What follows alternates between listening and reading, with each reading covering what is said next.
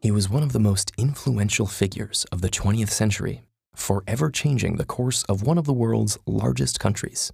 But was he a hero who toppled an oppressive tyranny, or a villain who replaced it with another?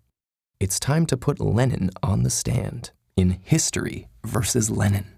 Order. Now, wasn't it your fault that the band broke up? Your Honor, this is Vladimir Ilyich Ulyanov, a.k.a. Lenin, the rabble-rouser who helped overthrow the Russian Tsar Nicholas II in 1917 and founded the Soviet Union, one of the worst dictatorships of the 20th century. Oh. The Tsar was a bloody tyrant under whom the masses toiled in slavery. This is rubbish. Serfdom had already been abolished in 1861. And replaced by something worse. The factory bosses treated the people far worse than their former feudal landlords. And unlike the landlords, they were always there. Russian workers toiled for 11 hours a day and were the lowest paid in all of Europe. But Tsar Nicholas made laws to protect the workers. He reluctantly did the bare minimum to avert revolution, and even there he failed. Remember what happened in 1905 after his troops fired on peaceful petitioners? Yes, and the Tsar ended the rebellion by introducing a constitution and an elected parliament, the Duma, while retaining absolute power and dissolving them whenever he wanted. Perhaps there would have been more reforms in due time if radicals like Lenin weren't always stirring up trouble.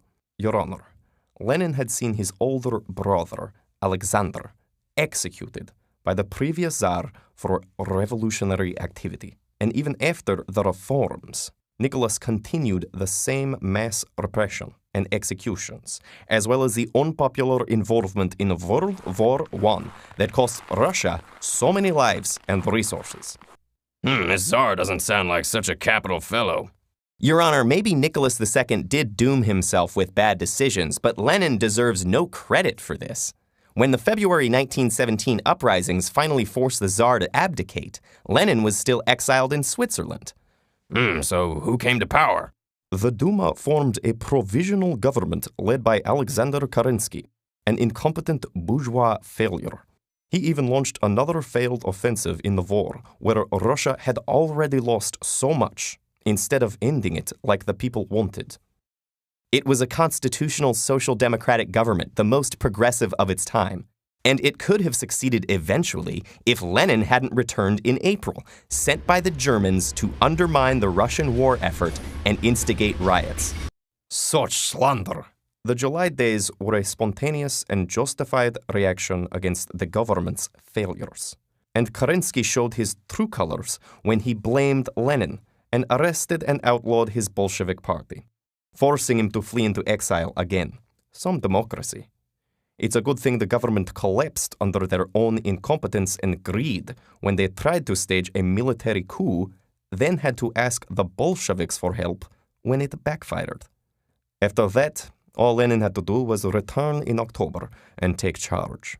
The government was peacefully overthrown overnight.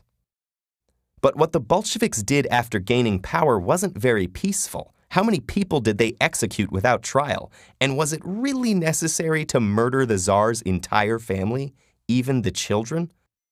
Russia was being attacked by foreign imperialists trying to restore the Tsar.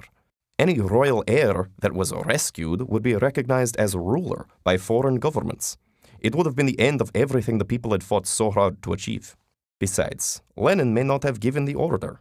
But it was not only imperialists that the Bolsheviks killed. What about the purges and executions of other socialist and anarchist parties, their old allies? What about the Tambov Rebellion, where peasants resisting grain confiscation were killed with poison gas?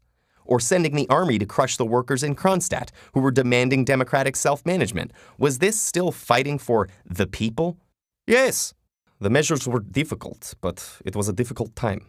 The new government needed to secure itself while being attacked from all sides so that the socialist order could be established.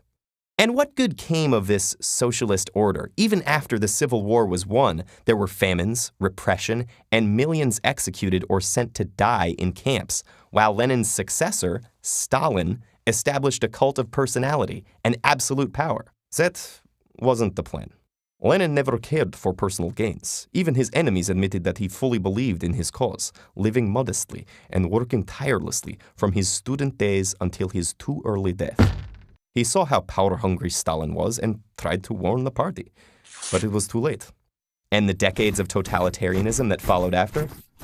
You can call it that, but it was Lenin's efforts that changed Russia in a few decades from a backward and undeveloped monarchy full of illiterate peasants to a modern, industrial superpower with one of the world's best educated populations, unprecedented opportunities for women, and some of the most important scientific advancements of the century. Life may not have been luxurious, but nearly everyone had a roof over their head and food on their plate, which few countries have achieved. But these advances could still have happened even without Lenin and the repressive regime he established. Yes, and I could have been a famous rock and roll singer, but how would I have sounded? We can never be sure how things could have unfolded if different people were in power or different decisions were made. But to avoid the mistakes of the past, we must always be willing to put historical figures on trial.